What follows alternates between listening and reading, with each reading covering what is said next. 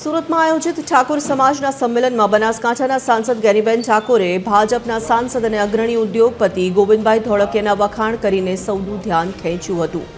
ગેનીબેને જણાવ્યું કે ડાયમંડ ઉદ્યોગમાં ગોવિંદભાઈએ જે સિદ્ધિ હાંસલ કરી છે તે તેમની 25 વર્ષની અવિરત મહેનત અને સમર્પણનું પરિણામ છે।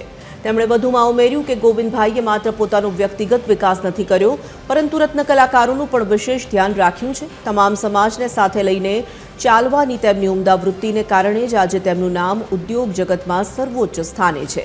રાજકીય મતભેદોથી પર રહીને ગેનીબેને ગોવિંદભાઈના સેવા કાર્યો અને ઉદ્યોગ સાહસિકતાને બિરદાવી સમાજ માટે તેમને એક પ્રેરણા સ્ત્રોત ગણાવ્યા હતા।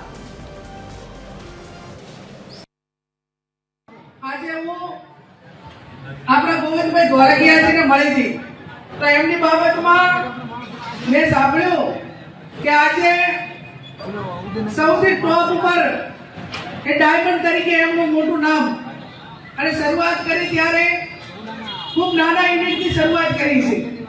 આવા અનેકના અહીંયા અલગ અલગ બિઝનેસની સાથે સંકળાયેલા એમના